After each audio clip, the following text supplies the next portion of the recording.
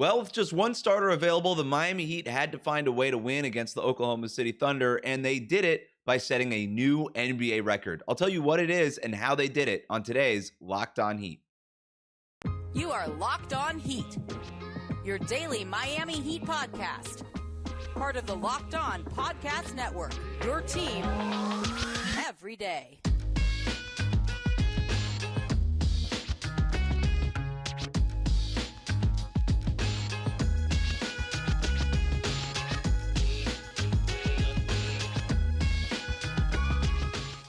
All right, welcome to Locked On Heat, your Monday to Friday podcast on the Miami Heat. I'm Wes Goldberg going solo today. My co-host David Ramil feeling a little under the weather.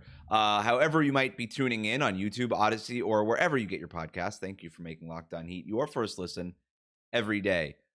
Without Kyle Lowry, Tyler Herro, Bam Adebayo, or Caleb Martin, Jimmy Butler stood as Miami's lone starter and scored 35 points to lift the Heat to a 112-111 win against the Thunder. Here's the crazy part. Jimmy Butler made just 6 field goals the entire game. Here's the record-setting part. Of those 35 points, 23 of them came at the free throw line. In fact, Jimmy Butler made all 23 of his free throw attempts, including the last one, to complete a three-point play with 12.9 seconds to go. Not only did that free throw give the Heat the lead and the win, it also set a new NBA record for the most made free throws in a game without a miss. The Heat, as a team, going 40 of 40 from the free throw line. So Butler setting a new career high with 23 made field goals, and the Heat setting an NBA record 40 of 40 from the free throw, 40 of 40 from the line. So like I said, Jimmy Butler accounted for 23 of those free throws, leading to this Heat win, setting a new career high for himself, fittingly with a free throw after an and one play to break the tie and give the Heat the lead with just under 13 seconds to go. So overall, the Heat made more free throws, 40, than field goals, 31. They outscored the Thunder by 26 points at the line. Jimmy Butler went 23 of 23. Gabe Vincent went 6 for 6. Jamal Cain went 5 for 5. Dwayne Dedmon went 2 for 2. Victor Oladipo went 2 for 2. Let's get to some more Jimmy Butler stats, okay? 12 points off of field goals. That's what he had in this game. He had 23 points off of free throws. That's insane. All right. Free throws tonight. Jimmy Butler had 23 of them. Oklahoma City Thunder as a team had 14 of them. Jimmy Butler, this is according to StatMuse, is the first player in NBA history with 22 plus free throws, 4 plus steals, and 3 plus blocks in a game. I don't know what we call that. The all grit game, like a triple gritty. I don't even know what to call it, but that's what Jimmy Butler had. That last play was pure Jimmy Butler. So to go back to it, Victor Oladipo comes up with the loose ball after the Thunder miss a free throw that could have extended the lead to 3 points for Oklahoma City.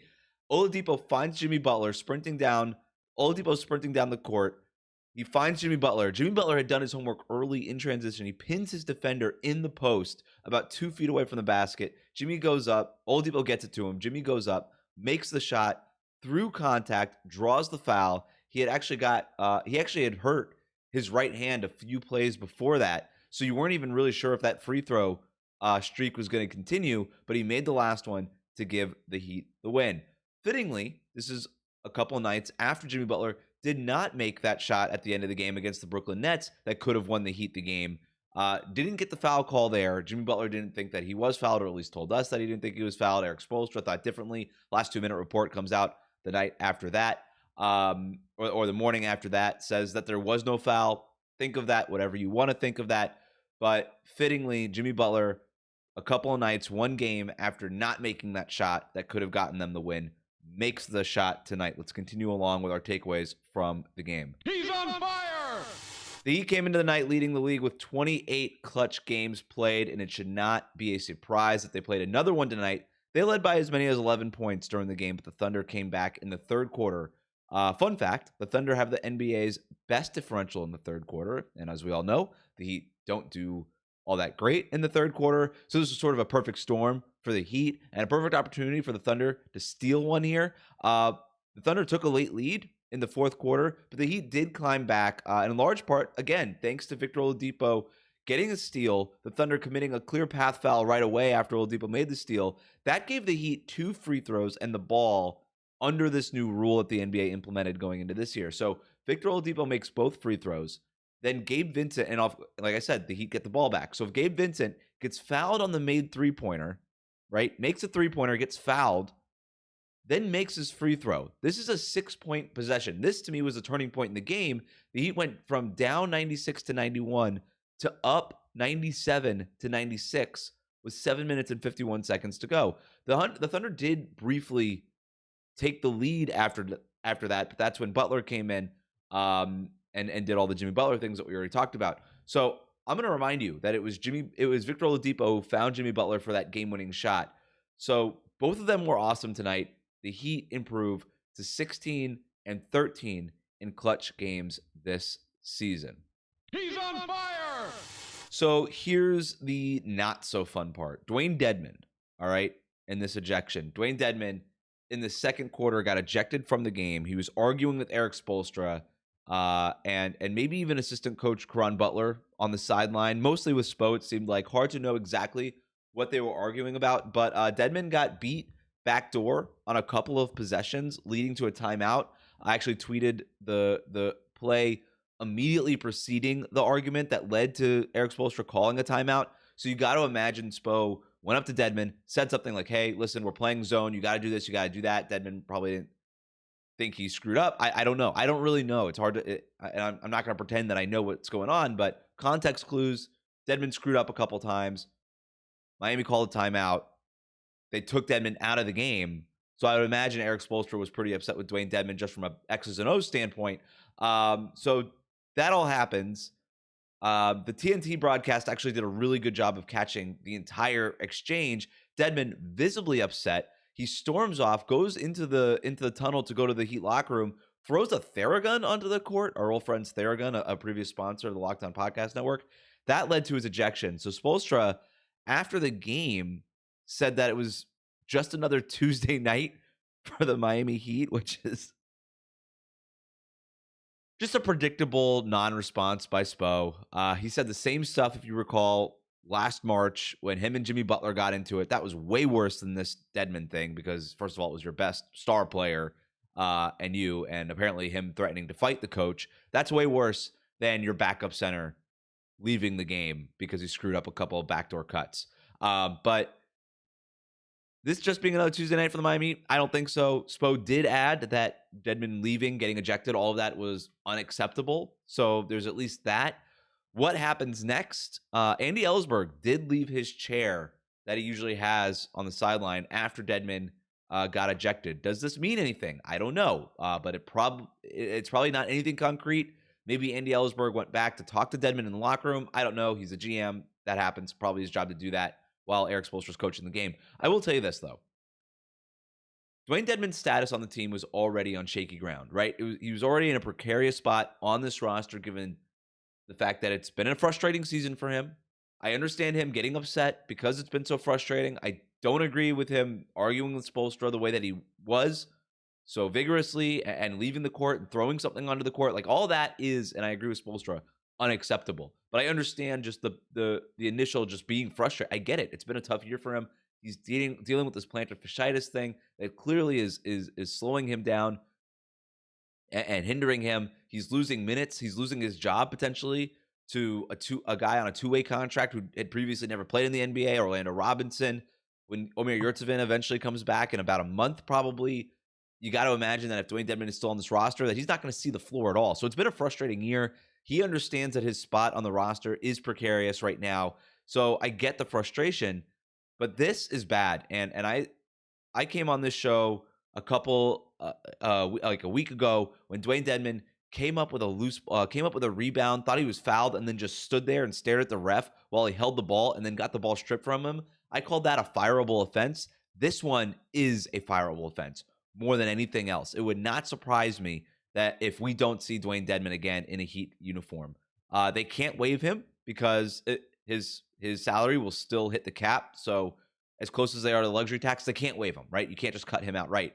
They could trade him to another team into another team's cap space and pay that team to eat the contract. The Heat have $6.3 million or something like that to use in a trade that more than covers Dwayne Dedmon's salary. So if another team is down to take Dwayne Dedmon's contract into cap space and maybe make a little money in return, that could be an option. I'll tell you this: I would not be shocked if we don't see Dwayne Dedmon again. They could suspend him for conduct detrimental to the team, something like that. They could suspend him for a few games, or they could just start to more aggressively look to ship him elsewhere, whatever it's going to take. So those are my takeaways from the game. Heat win 112-111 against the Oklahoma City Thunder. The Heat improve to 22-20.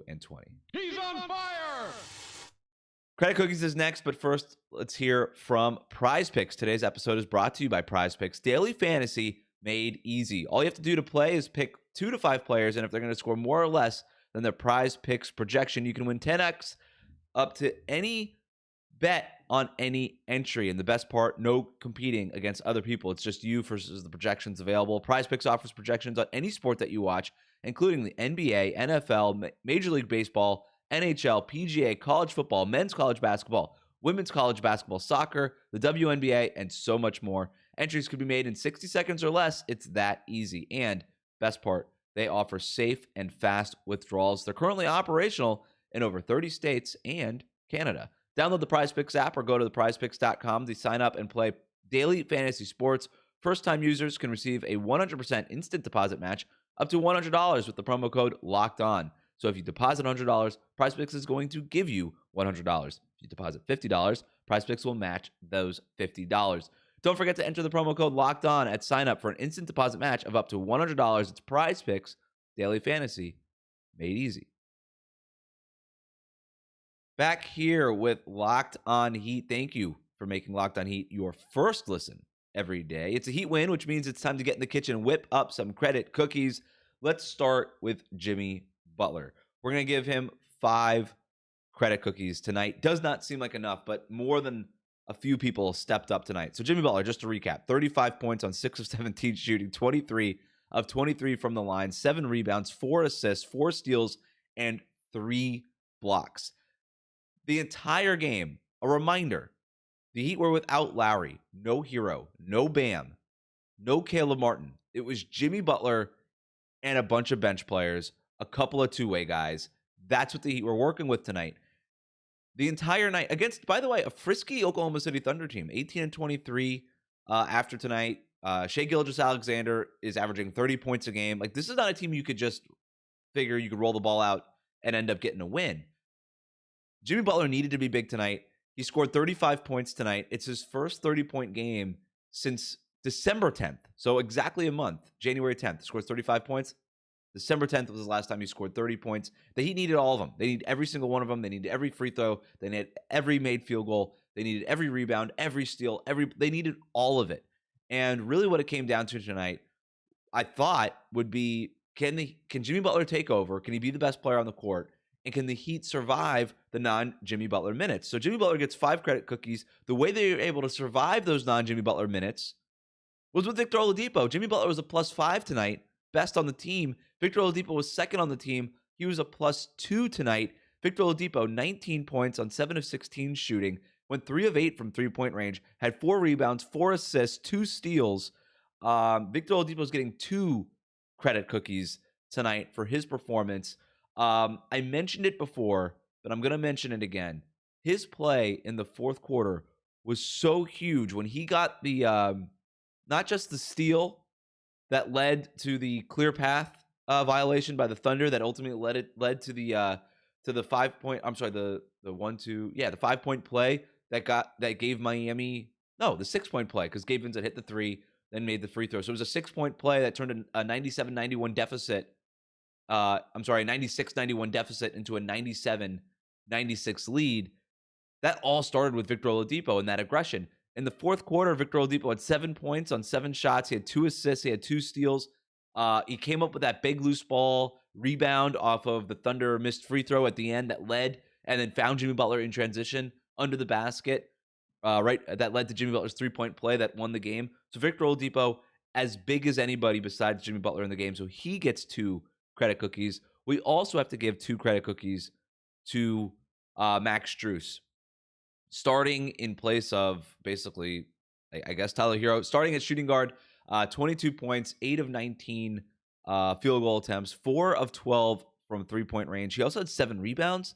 He also had 3 assists. He had a steal in the game, just 2 turnovers. He played a team-high 42 and a half minutes. Max Strus was awesome. The broadcast kept pointing this out. I thought they did a good job with this. Max Strus is sort of known by reputation now as sort of a three-point specialist. He has done a lot more than that. We have covered that on the show, that he has developed his playmaking, his dribble drive penetration, all that kind of stuff. He showed a lot of that.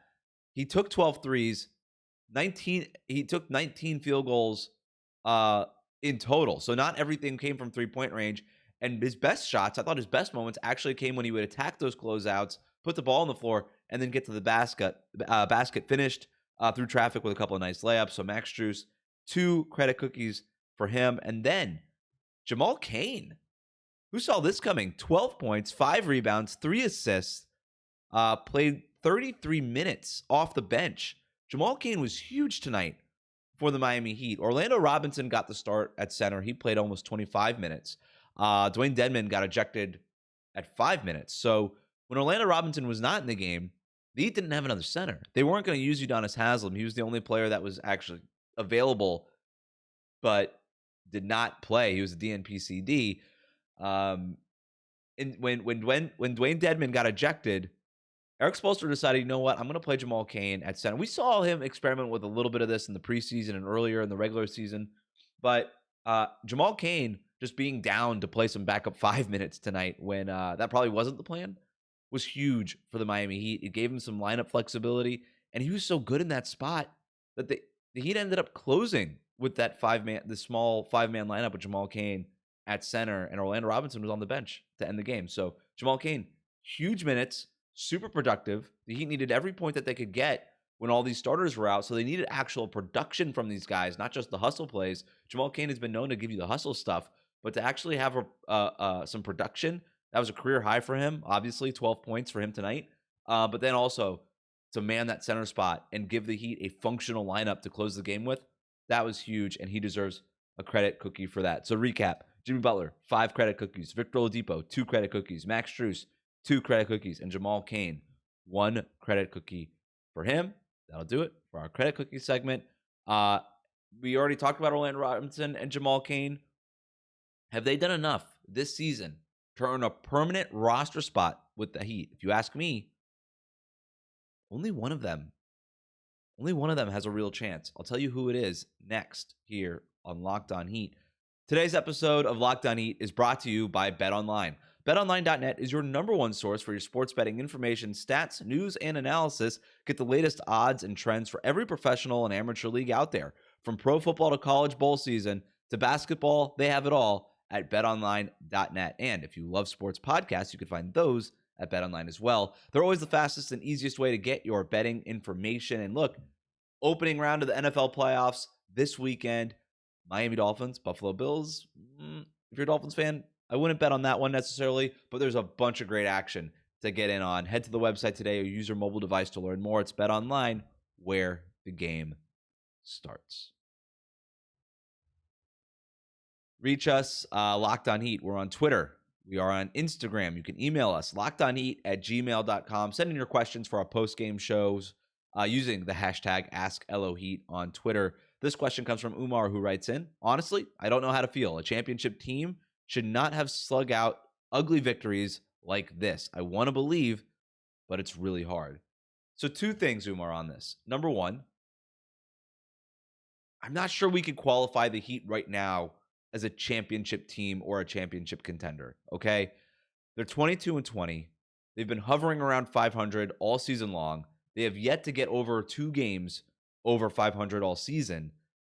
So to call the Miami Heat a championship contender, you can't really do that right now. Could they get there? Sure. Once they finally get healthy and stuff like this. All indications, by the way, are that even though Tyler and Bam and Caleb all missed tonight's game and Kyle Lowry, that these aren't long-term things with the Heat. I think the expectation is that these guys are going to come back sooner rather than later. More likely than not, most of these guys are going to come back by Thursday night's game against the Milwaukee Bucks. But still, this team for one reason or the other, has not really gotten away from sort of being 500. So until they go on a real run of some sustained excellence here and prove that they belong in the conversation with Boston, Milwaukee, Brooklyn at the top of the Eastern, Philadelphia even at the top of the Eastern Conference, you can't really take anything for granted. The other part, too, is that the Thunder are actually pretty good. They're 18-23, but they're really frisky. Shai Gilgeous-Alexander is he could make an all-NBA team. He's averaging 30 points per game. He's a legit dude. And then the other part of this, too, is that the Heat were missing almost all their guys outside of, like, missing 4 starters. I don't care who you're going up against. There's still, and as long as it's an NBA team, it's going to be tough to win that game. So if you want to believe, try to believe. I don't know that this game should change how you feel about this team one way or the other. This next one comes from Tua Fan Account. He writes in, has Jamal Cain and Orlando Robinson done enough to earn and keep a job on the Miami Heat roster? Do you think that they'll get roster spots? So here's the tough part, all right? Both of Jamal Cain and Orlando Robinson are on two-way contracts with the Miami Heat. The Heat have 14 guys on the regular 15-man roster. They can't fill that 15th spot right now without going into the luxury tax. So that's where the Heat stand now. It's where they've been all season, okay? I mentioned at the top of the show, Dwayne Dedmon's days in Miami are numbered. That much is almost for certain at this point. I would say 99.99%. Dwayne Dedmon's day, and I would have said that even before the ejection tonight, and it's even more so the case after the ejection. I just can't imagine Dwayne Dedmon sticking around long term. So my guess now is that Miami is going to try to shop Dwayne Dedmon, even maybe more aggressively. I'll cite it again, but I've cited it before. The deal that Boston and San Antonio made a few days ago that sent Noah Vonleh from the Celtics to the Spurs. The Celtics were already in the luxury tax, so that was more a move to just save some luxury tax dollars. But you could basically do the same thing for the Heat in order to create more room below the luxury tax apron that they don't want to pass, which would obviously trigger the luxury tax, and that would trigger the repeater tax because no matter what the Miami Heat do, they're probably going to pay the tax next year because of the contract extensions for Jimmy Butler and Tyler Herro, blah, blah, blah. So they basically have a lot of reasons to avoid the luxury tax. They could trade Dwayne Dedmon into cap space to either basically the Spurs or the Pacers, pay them money to take Dwayne Dedmon's contract, and then Dedmon's contract is fully non-guaranteed for next year. So those teams can either take Miami's money and then waive Dwayne Dedmon right away, just buy him out right away, or just keep him on the roster and then waive him in the offseason when it won't cost them anything, and they could just, because his contract is non-guaranteed going into next year.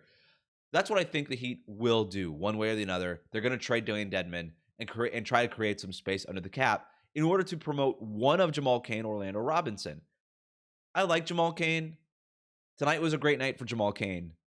I still don't know that Jamal Cain has shown that he needs to be on the 15-man roster. He has so many more days available on his two-way contract. I don't think that you need Jamal Cain for the playoffs. That's the other thing about these two-way contracts. While you're a player on a two-way contract is not eligible, even if they have days remaining after the regular season, is not eligible for your playoff roster. Can't play in the postseason. So if you're the Heat, you're asking yourself, all right, which one of these guys, if I can only have enough room to promote one of them to the regular roster, which one of them do I need for a playoff series? And again, as great as Jamal Cain was tonight, and as much as we like Jamal Cain in these parts, he hasn't done anything to show me that they need him to be part of the playoff rotation. Orlando Robinson, on the other hand, especially if you move Dwayne Dedmon and you don't really know what Omer Yurtseven's long-term outlook is for this season, you need as many big bodies as you can, basically. And so I think Orlando Robinson, I think they're going to find a way to promote him to the 15-man roster. Jamal Cain can just chill on the two-way contract spot. They'll use him sparingly during the regular season when they need him on nights like this. But for the most part, he's not going to be part of the regular rotation. He's definitely not going to be part of the playoff rotation. Orlando Robinson could be. But I do think that both of them have a chance to stick around long term. They like both of them. Just because Jamal Cain doesn't finish the year on a regular roster doesn't mean the Heat can't promote him to the regular roster going into next season. Let's remember, Miami's previous undrafted two-way contract kind of experiment guys, when you look at Gabe Vincent, Max Strus, Omer Yurtseven, all those guys, they only have 1 year left on their contract. The Heat are probably not re-signing all of them. So Cain, Orlando Robinson, if they really like what they see over the course of the rest of the regular season, both of them could end up on the regular roster next year. This next question comes from Brian, who writes in, after the Boston game, was this the second best win of the season for the Heat? So the Boston game, Brian is talking about, I assume at least, the December 2nd overtime win in Boston. That, to me, still the best win of the season. I agree with Brian. Overtime in Boston, the team Eastern Conference rematch, team that just went to the finals. That's the best game of the season. It's the signature win of the season. It's Jimmy Butler showing up in overtime. Bam Adebayo showing up in that game. That was a great win. Number one, not very close. I don't know that this is the second best of the win of the season. It's definitely a feel-good win for sure, and I think it's up there. To me, it's probably top 4 or 5. Let's also remember the November 14th home win against the Phoenix Sun. Jimmy Butler blocking Devin Booker at the end there. Bam Adebayo scoring 30. That game was awesome. The Phoenix Suns have been reeling. That's mostly because they haven't had Devin Booker. Chris Paul has been in and out. They're without Cam Johnson. They're reeling because of injuries. I still think that the Phoenix Suns, when fully formed and healthy, are a legitimate team and could have been a threat in the Western Conference. I don't know. They've been without their guys so long. They've fallen so far in the standings. I don't know if they're still considered a threat in the Western Conference. But they're as good as anybody, I think, in the West when they're healthy and they have their dudes. And they mostly had their dudes that game. I think they were without Cam Johnson and without Chris Paul in that game. So maybe not most of their dudes, but they did have Devin Booker, who's their best player. So I don't know.